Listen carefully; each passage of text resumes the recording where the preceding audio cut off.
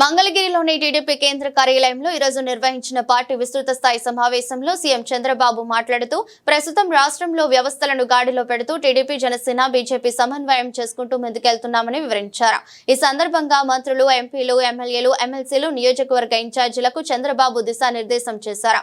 Assembly ఎన్నికల సమయంలో ప్రజలకు ఇచ్చిన మాట ప్రకారం సుపరిపాలనలో తొలి అడుగు వేశాం. రాష్ట్ర పునర్నిర్మాణమే లక్ష్యంగా పనిచేస్తున్నాం. సుమారు 500 సేవలు ఆన్లైన్ లో అందిస్తున్న తీరును ప్రజల్లోకి తీసుకెళ్లాలని పార్టీ నేతలకు చంద్రబాబు సూచించారు. ఓసారి గతాన్ని కూడా గుర్తుపెట్టుకోవాలి. తెలుగుదేశం పార్టీ ఎప్పుడు పనులు చేయక ఓడిపోలేదు.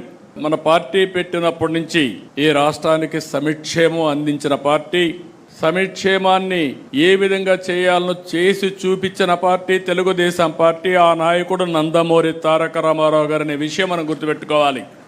ఒకప్పుడు పరిపాలన అంటే రెగ్యులేటర్ అనుకునే పరిస్థితి నుంచి పరిపాలనకు డెఫినేషన్ మార్చిన పార్టీ తెలుగుదేశం పార్టీ. ఇంకొక పక్క 95 నుంచి నేను ముఖ్యమంత్రి అయినప్పుడు మీరు చూస్తే ఫస్ట్ టైం అప్పుడే ఆర్థిక సంస్కరణలు పివి నరసింహారావు గారు తీసుకొచ్చారు. ఆర్థిక సంస్కరణలు అందిపుచ్చుకుని సెకండ్ జనరేషన్ రిఫార్మ్స్ అమలు చేశాం. మిడ్ 90sలో 94, 95 ప్రాంతంలో ఇంటర్నెట్ రెవల్యూషన్ వచ్చింది. దాన్ని ఫస్ట్ అడ్వాంటేజ్ తీసుకున్నది మనమే తీసుకున్నాం. ఇవన్నీ కలిసి వచ్చి ఈరోజు మన అభివృద్ధికి ఒక మారుపేరుగా, ఒక వ్యక్తిత్వానికి మారుపేరుగా మనం ముందుకు పోయే పరిస్థితికి వచ్చాం. అదే సమయంలో మీరు చూస్తే నేను పదే చెప్పాను 95 CBN అని. నిర్మోహమాటంగా చెప్పేవాడిని.